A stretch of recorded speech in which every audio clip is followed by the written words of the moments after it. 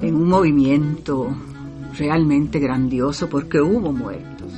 Las voces del pasado en el presente. Primer momento en que piso tierras de América Central. Esto es El Hilo de la Historia. Aquí, en el estadio de Génova, Huancayazo, Costa Rica. Benemérita de la Patria desde el año 2016, Carmen Lira es sin duda una de las mujeres costarricenses más sobresalientes y polémicas de la primera mitad del siglo XX de nuestro país. Pero la importancia de esta mujer trascendió el ámbito literario. Más que la escritora de los cuentos de mi tía Panchita, Carmen Lira fue una mujer que hizo grandes aportes a la vida intelectual y educativa de Costa Rica, y sus ensayos políticos y narrativa social contienen posturas sumamente críticas. Exiliada por su militancia política y fallecida en México, precisamente en mayo de 1949, hoy queremos dedicarle este programa a esta connotada mujer costarricense en el 70 aniversario de su desaparición física. Con este sexto episodio de El Hilo de la Historia, también queremos inaugurar una iniciativa de 101.5 Costa Rica Radio y del Centro de Investigaciones Históricas de América Central, que es llevar hasta ustedes discusiones sobre la historia de las mujeres en Costa Rica.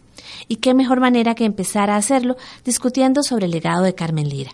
Yo soy Seidy Salas y esta noche me acompaña la doctora Ruth Cubillo Paniagua. Doctora, bienvenida. Muchas gracias, Seidy. La doctora Paniagua tiene un doctorado en literatura por la Universidad Autónoma de Barcelona. Actualmente dirige el programa de posgrado en literatura y es profesora catedrática de la Escuela de Filología, Lingüística y Literatura de la Universidad de Costa Rica. Ella también ha trabajado sobre el pensamiento de mujeres intelectuales y ensayistas en la Costa Rica de la primera mitad del siglo XX, destacando entre ellos a Carmen Lira. Y pues por eso es que la hemos invitado hoy. Doña Ruth, antes de entrar en el tema, cuéntenos un poco cómo se interesó usted en estudiar el pensamiento de las mujeres costarricenses en esa primera mitad del siglo. Uh-huh. Claro, bueno, la primera inquietud que a mí me surgió fue conocer un poco el pensamiento de algunas mujeres que eran como reconocidas, o sea, cuyos nombres nosotros podíamos reconocer, pero que prácticamente no sabíamos nada de su producción, sobre todo de la ensayística. Muchas de estas mujeres tienen una faceta de escritoras de ficción, pero a la vez son ensayistas, fueron en su momento grandes articulistas, ensayistas, pensadoras, intelectuales, y esas facetas de intelectuales, pensadoras, están como un poco ocultas, diríamos, o menos trabajadas que el estudio de la ficción. Entonces, en algunos casos, a mí lo que me interesaba era descubrir qué era lo que ellas habían escrito de crítica social, de trabajo político, de trabajo histórico, etcétera. Y me di a la tarea entonces de revisar periódicos y revistas culturales costarricenses, sobre todo, para encontrar ahí esa otra parte de su producción, la que podríamos llamar literaria, pero es en un amplio sentido, ¿verdad? Y que nos habla mucho, nos refleja de cómo veían el mundo, el país en el que estaban viviendo, y eso pues también nos da pistas para entenderlas en ese ámbito más complejo que el solo literario. Sí, porque no eran solamente escritoras de ficción, sino que eran mujeres que estaban muy interesadas por lo que pasaba en su país en ese momento, en la primera mitad del siglo XX. Y sin embargo, la crítica literaria costarricense y la historiografía en general como que no se ocupa de esa parte. Entonces, es hacer un trabajo que algunos llaman de ginocrítica, le dicen, porque es centrarse en lo escrito por mujeres, recuperar sus voces en muchos sentidos, porque a veces se conoce una parte de la voz, pero no toda, o a veces del todo son mujeres que han permanecido en su totalidad desconocidas. Y entre esas mujeres usted encuentra a Carmen Lira. Claro, Carmen Lira es una de las más, diríamos, representativas de esta voz femenina, así en singular, pero que es muy plural. Es una mujer que fue pionera en muchos campos y en relación con las otras que he estudiado, ella es maestra de muchas de estas otras mujeres, por ejemplo, de Luisa González, de Emilia Prieto, de estas otras que luego vinieron a continuar en parte la labor que ella inició. Bueno, y como les decíamos al inicio, hoy queremos enfocarnos en esta figura histórica y para introducirnos un poco más en su mundo, escuchemos el micro que nos ha preparado nuestra compañera Ángela Arias. Casi siento asco por lo que me rodea, señor García. Y yo no quiero que sea así. Oigo hablar tanto de farsa que ya las gentes han acabado por darme miedo. ¿Qué pensamientos hay tras las frentes que tengo ante mí? Miro a los ojos de los demás como si me asomara a un abismo. Mire usted, esa teoría del determinismo me desespera. Yo siento que me rebelo contra ese Dios o esa naturaleza. Pocos se imaginan que estas palabras pertenecen a la misma mujer, reconocida como la autora de los cuentos de mi tía Panchita. Además de escritora, Carmen Lira es una importante activista política con una clara postura ideológica que la lleva a formar parte del Partido Comunista Costarricense. Este partido se funda el 16 de junio de 1931. Su principal objetivo es fortalecer la clase trabajadora del país. La lucha social que defiende el Partido Comunista trae beneficios en las reformas sociales para los trabajadores costarricenses. Aunque participa en la fundación de este partido, Carmen Lira nunca ocupa un puesto oficial como dirigente. Para esa época, las mujeres no son consideradas ciudadanas y legalmente no pueden elegir ni ser elegidas. Sin embargo, dada su formación profesional y su trayectoria intelectual, Carmen Lira es reconocida, respetada y escuchada por los dirigentes del partido.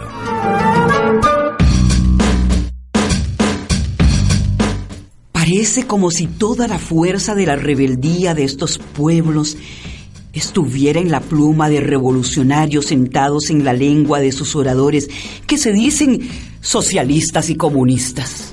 Lira publica ensayos críticos que protestan contra la intervención estadounidense en Latinoamérica y que incitan a la acción en contra del imperialismo norteamericano. Esto la hace mujer peligrosa para los intereses de Estados Unidos. Incluso el FBI realiza un perfil sobre Carmen Lira. Esta mujer estuvo estrechamente asociada con Manuel Mora y Rodolfo Guzmán en la formación del Partido Comunista de Costa Rica. Y algunas fuentes consideran que fue realmente la organizadora del partido y que usó a Mora y a Guzmán a fin de tener hombres a la cabeza de la organización. En cualquier caso, es incuestionablemente una de las más inteligentes e influyentes líderes del partido. Luego de que el figuerismo socialdemócrata gane la Guerra Civil de 1948, Carmen Lira y otros dirigentes del original Partido Comunista son expulsados del país. Lira muere un año después en México sin que su deseo de regresar a casa se haga realidad. Sé que voy a morir, pero quiero estar por última vez en mi tierra. No quiero morir lejos de ella. Cuando no estoy en mi país, me siento como una mata trasplantada. De esas matas que ya sus raíces no pueden adaptarse a nuevas tierras. Para conocer más hechos relevantes, escucha las voces del pasado en el presente en El Hilo de la Historia. Todos los jueves a las 7:30 de la noche por 101.5 Costa Rica Radio. Estamos conversando sobre Carmen Lira, sobre esta mujer que escribía y mostraba su visión del mundo en aquella Costa Rica de los primeros años del siglo XX. Háblenos un poquito de ese contexto político y cultural en el que se movió ella. Claro. Bueno, primero vamos a señalar, para tener un punto de referencia, que Carmen Lira nació el 15 de enero de 1887 en San José. Bueno, la fecha, pues algunos la discuten, algunos señalan el año 88 más bien. Pero bueno, vamos a tener esta referencia para saber, cuando yo hable de ella en la década del 20, por ejemplo, cuántos años tenía en ese momento y demás. Y falleció, como usted mencionaba hace un momento, en México, en mayo de 1949. Entonces, bueno, en primer lugar, se trata de una mujer que muy joven se formó como maestra. Bueno, era hija ilegítima, como decían antes, hija natural, ¿verdad?, de Isabel Carvajal, porque sabemos que Carmen Lira es su seudónimo. El nombre de ella fue María Isabel Carvajal, o sea, ella tenía el apellido materno únicamente.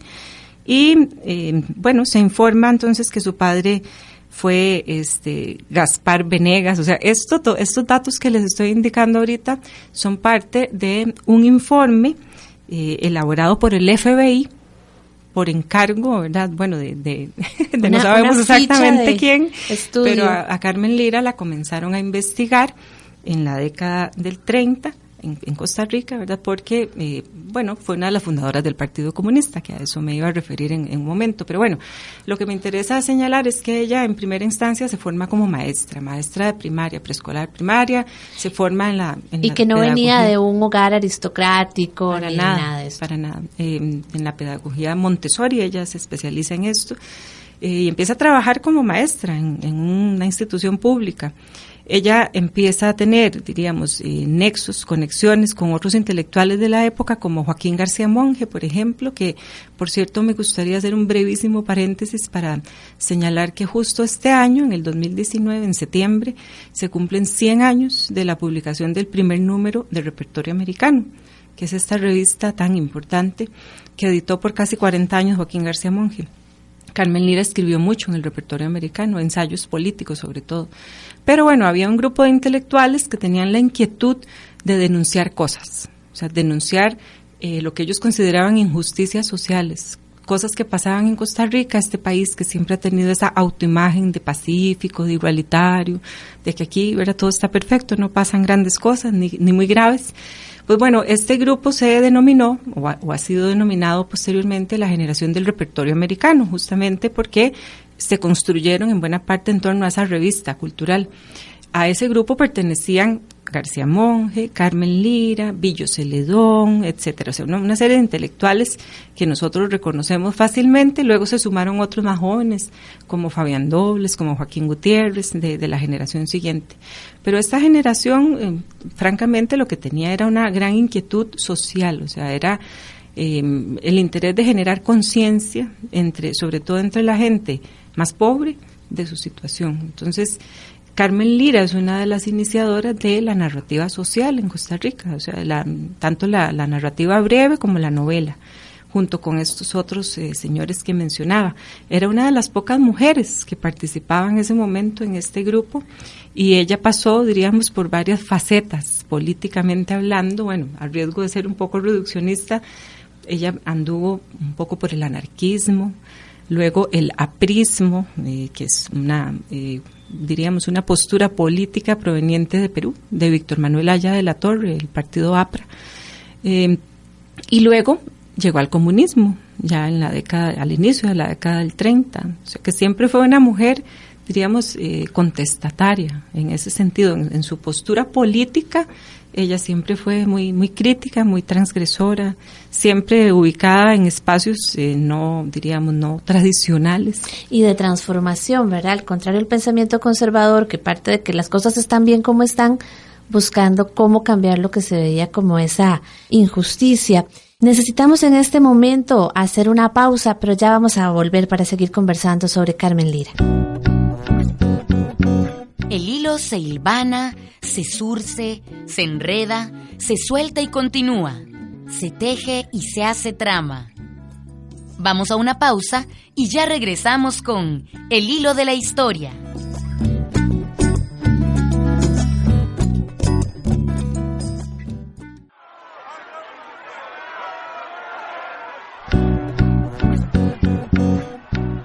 Todos somos hilos en la trama del tiempo.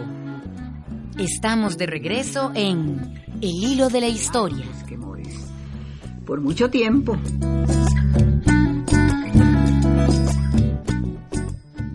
Estamos de regreso en El hilo de la historia, una coproducción del Centro de Investigaciones Históricas de América Central de la Universidad de Costa Rica y esta emisora 101.5 Costa Rica Radio. Conversamos con la doctora Ruth Cubillo Paniagua a propósito del 70 aniversario de la muerte de Carmen Lira, una de las figuras femeninas más destacadas de la vida política y literaria de Costa Rica. Antes de la pausa hablábamos de la pertenencia de ella a esta generación del repertorio americano y de su militancia política. Pensando justamente en esto, profesora, ¿usted podría hablarnos sobre la narrativa social de Carmen Lira? ¿En qué obra se refleja y qué características tenía? ¿Cómo expresaba ella su pensamiento político? Claro que sí. Bueno, tenemos varios textos de Carmen Lira que entran dentro de esa categoría de la narrativa social. que a mí me gustaría pues enfatizar un poco en que no son los cuentos de mi tía Panchita, o sea que es como la gran obra de Carmen Lira, es la que más conocemos, la que se trabaja, la que está en el corpus de lectura del MEP para primaria, etcétera. Es como lo que hemos querido recordar de Carmen Lira, ¿verdad? Es esa parte de los cuentos de mi tía Panchita, pero la narrativa social de ella es muy distinta.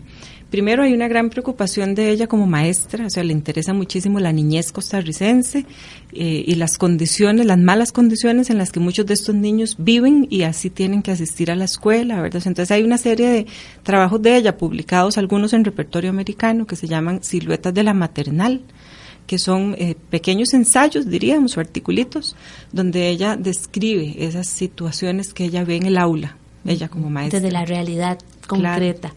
Entonces, eso pues yo no diría que es exactamente ficción, ¿verdad? Sí está un poquito trabajado, ficcionalizado, pero no es ficción.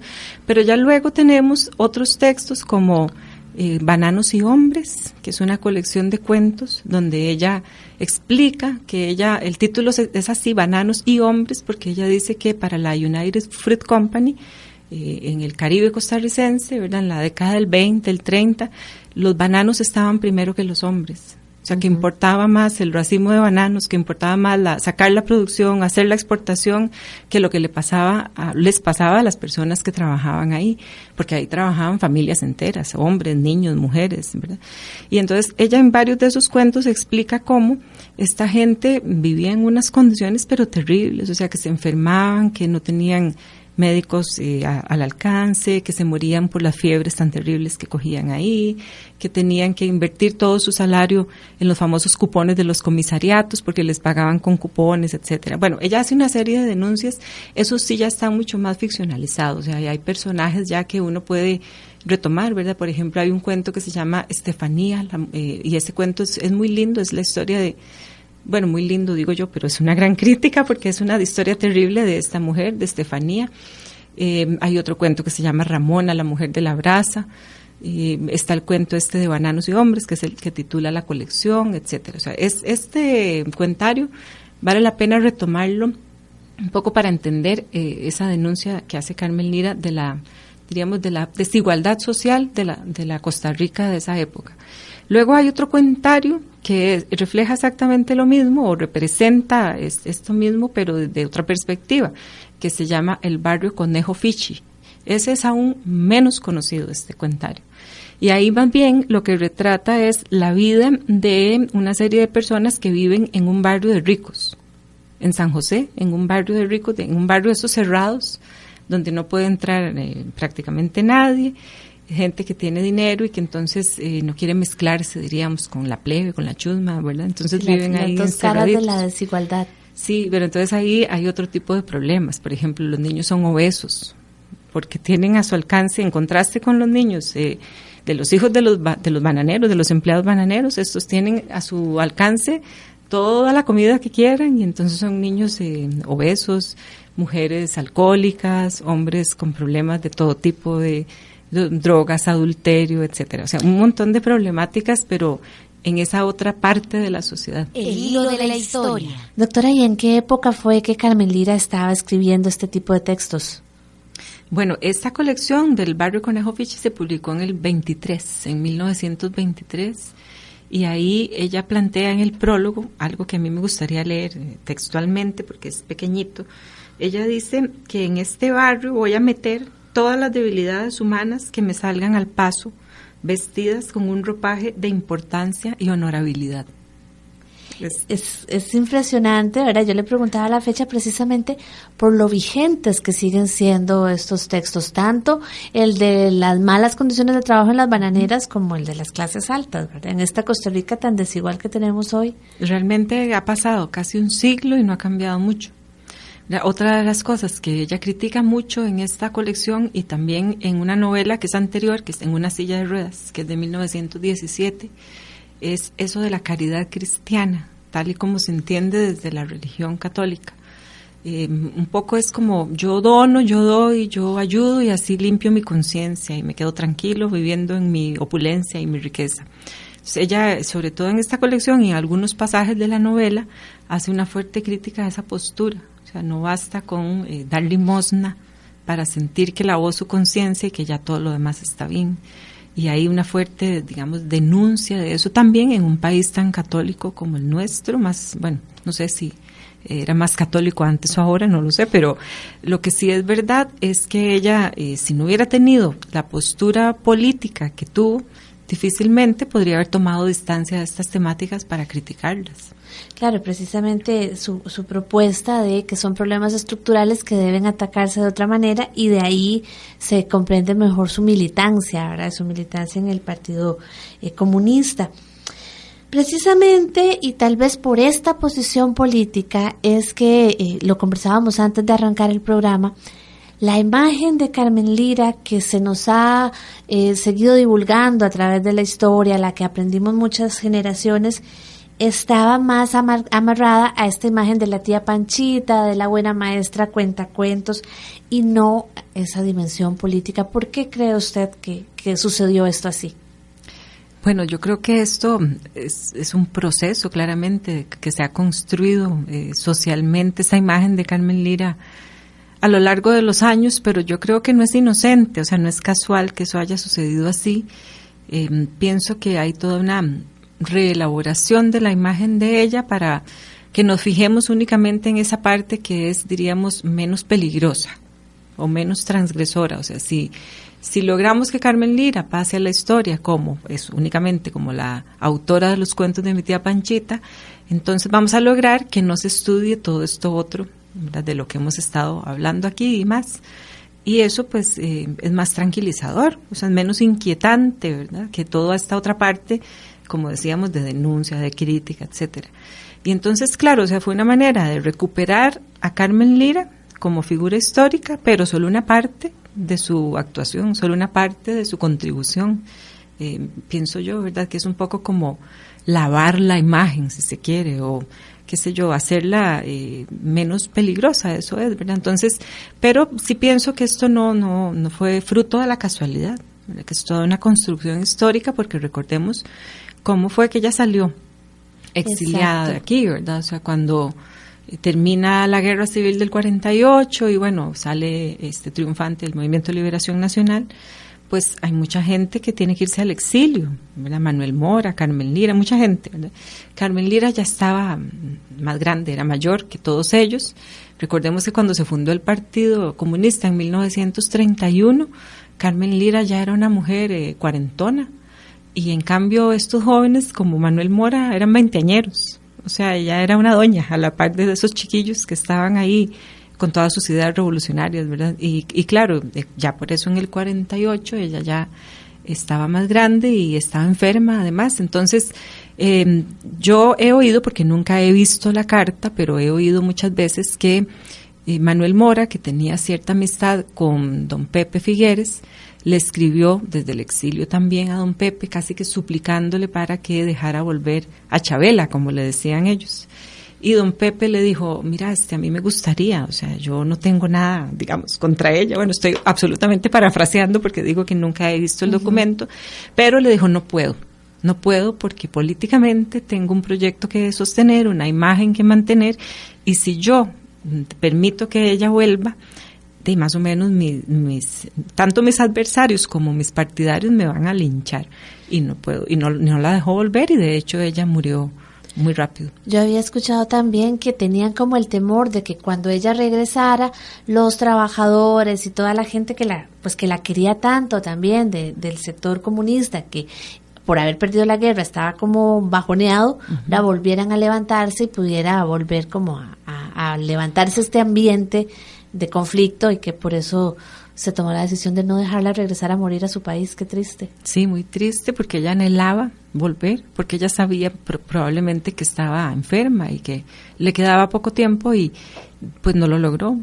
Fue mucho tiempo después que se recuperó su cuerpo para traerlo a Costa Rica. Doctora Cubillo, pero sin embargo, a pesar de que la imagen de Carmen Lira estuvo, digamos, tan fragmentada, ahora hay, tal vez usted considera que hay algún interés de verla en su complejidad. ¿Cuál cree usted que es la importancia de mirar su figura histórica y de leer sus trabajos en esa complejidad?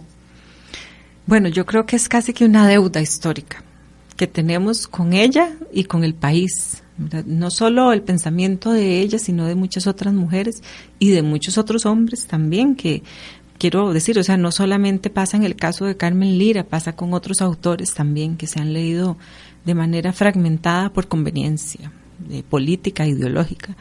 Pero en el caso de Carmen Lira sí siento yo que es eso, o sea, como una especie de deuda de la academia, de la intelectualidad costarricense, de la sociedad costarricense en general. Es una mujer que hizo grandísimas contribuciones y no hemos profundizado lo suficiente en el estudio de su obra en general, de todo su aporte como un todo, no fragmentariamente como lo hemos hecho. ¿Por dónde recomendaría usted, digamos, empezar a leerla? Si uno quisiera acercarse a la obra de Carmen Lira, ¿qué ruta nos podría usted dar? Bueno, a mí me parece que retomar, por ejemplo, estas colecciones de cuentos que mencionábamos ahora, como estas del Barrio Conejo Fichi y Bananos y Hombres, sería muy bueno. Primero porque son cuentos, entonces tal vez a la gente le resulta más fácil leerse el cuento que leer una novela completa. Bueno, de todas maneras ella no tiene muchas novelas, pero tampoco diría que entrarle directamente a los ensayos políticos, quizás no sean la mejor puerta de entrada como para enganchar con su producción. Los cuentos sí, yo creo que los cuentos serían una buena opción. Hay algunas reediciones que ha hecho la editorial Costa Rica, por ejemplo, de estos cuentarios de ella, y otras ya mucho más viejitas, de los 70s y 80s, que se consiguen en las bibliotecas. Ahora también el SINAVI ha hecho una labor muy importante de digitalización de documentos. Hay varios que están ahí, digitalizados por el SINAVI, o sea que se pueden consultar en línea. Y luego, bueno, yo creo que después uno podría ya seguir, por ejemplo, con los ensayos políticos, porque hay unas cosas increíbles que diríamos, de una fuerza y de una valentía que uno ni se imagina, ¿verdad? No sé, por ejemplo, ahora no hemos mencionado que ella participó en la quema del periódico La Información en 1919, por ejemplo, que recuerden que era en contra de la dictadura de los Tinoco. Ella estaba ahí, adelante, ¿verdad? Era como una mujer muy, diríamos, muy proactiva en ese momento y después, pero creo que sí, o sea, esa sería la narrativa breve, sería una buena entrada. Uh-huh. Y finalmente, si alguno de nuestros oyentes quisiera conocer más en general, sobre estas mujeres ensayistas de la primera mitad del siglo XX, ¿qué nos recomienda usted para leer y profundizar más? Bueno, no me gusta autorreferenciarme, pero hay un trabajo. Pero aquí se los pedimos. Gracias. Hay un trabajo que yo publiqué hace varios años ya, con la editorial de la Universidad de Costa Rica, que se llama Mujeres ensayistas e intelectualidad de vanguardia en la Costa Rica de la primera mitad del siglo XX. Ahí trabajo a varias mujeres, no solo a Carmen Lira, sino también a Ángela Acuña, a Yolanda Oriamuno, a Emilia Prieto, a Luisa González. Y sí, ese trabajo lo que procura es eso, rescatar el pensamiento político de estas mujeres costarricenses de la primera mitad del siglo XX. Bueno, muchísimas gracias, la doctora Ruth Cubillo Paniagua, por acompañarnos esta noche. Gracias a ustedes. Y recuerden que pueden escuchar este y los demás programas del Hilo de la Historia buscándolos en el Facebook del CIAC, del Centro de Investigaciones Históricas de América Central, y también en la página de nuestra emisora 101.5 Costa Rica Radio, y también estamos en Spotify como El Hilo de la Historia. Buenas noches. El Hilo de la Historia es una producción del Centro de Investigaciones Históricas de América Central y 101.5 Costa Rica Radio. El tema musical que nos acompaña es de Wilson Arroyo. Te esperamos el próximo jueves a las 7:30 de la noche y te invitamos a seguirnos por redes sociales.